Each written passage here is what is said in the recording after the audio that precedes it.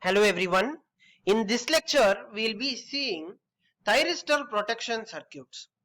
So, why thyristor needs protection?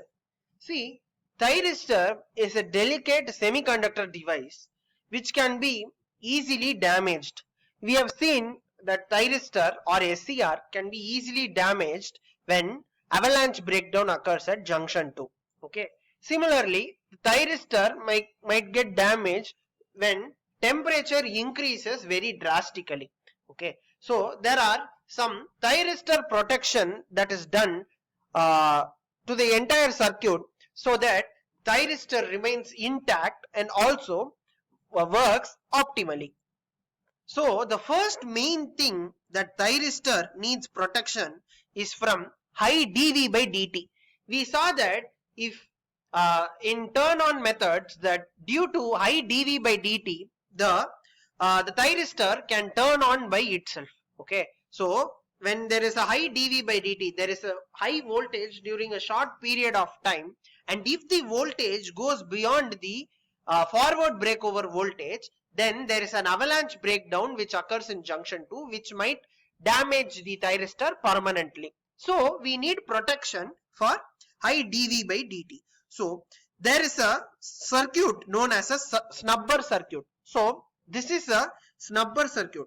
A snubber is nothing but a capacitor in series with a resistor, and it is connected across the thyristor. So this circuit is actually known as a snubber circuit. So what this does is it stops the high dV by dt. So whenever there is a high dV by dt, the current flows through this region and the SCR remains protected. Okay. So the next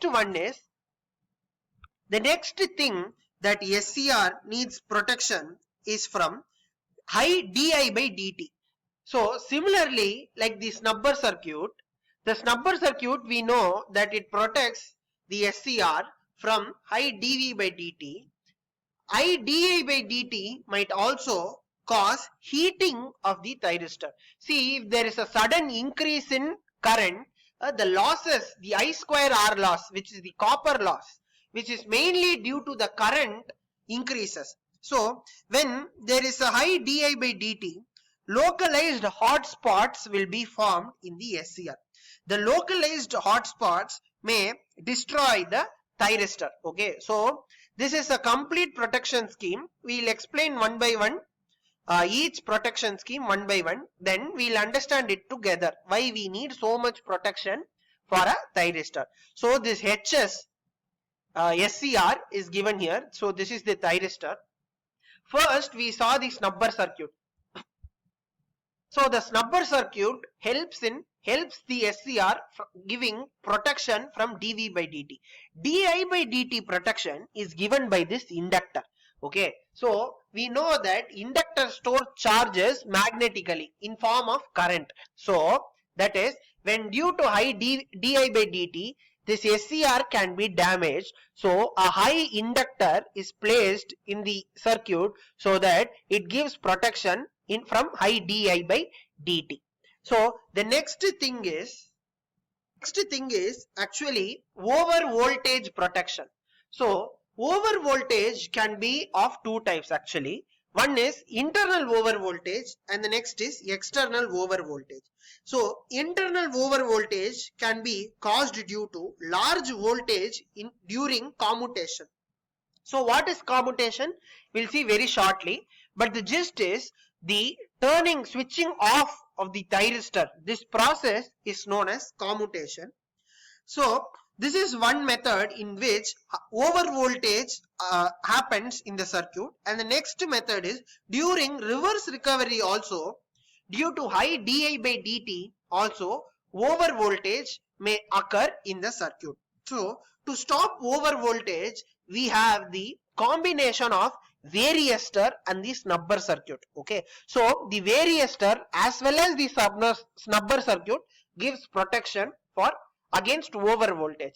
Next is external over voltage. This external over voltage can be caused due to switching surges and also some external surges such as lightning. Okay, So this combination of varistor as well as the snubber circuit is actually known as voltage clamping drive.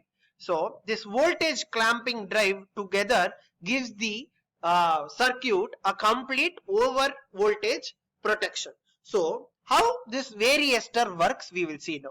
So the varistor is actually working during the normal voltage condition. There will be high resistance in the varistor, but when the voltage increases during the over voltage condition, the varistor's resistance becomes negligible. Thus it provides a short circuit path and all the current will flow via the varistor to the back to the supply. So during normal voltage condition it has high resistance. During very high voltage conditions it has low resistance. That is the varistor characteristics. And the next protection we need is from overcurrent. So what happens in overcurrent is, in overcurrent a large amount of current flows through the SCR. As we have already seen, if a large current starts to flow through SCR, what happens? The SCR temperature might increase very drastically and it might damage the SCR. So for that we have this fast acting current circuit breaker. So this circuit breaker and this FACLF, so this fast acting current limiting fuse, so what together it does is it protects it from overcurrent. So whenever overcurrent is flowing through the circuit, this fuse will blow out, thus protecting the SCR from overcurrent. Finally we have gate protection. So why do we need gate protection? In gate protection there are two things. So the first is actually over voltage protection, next is over current protection in gate protection.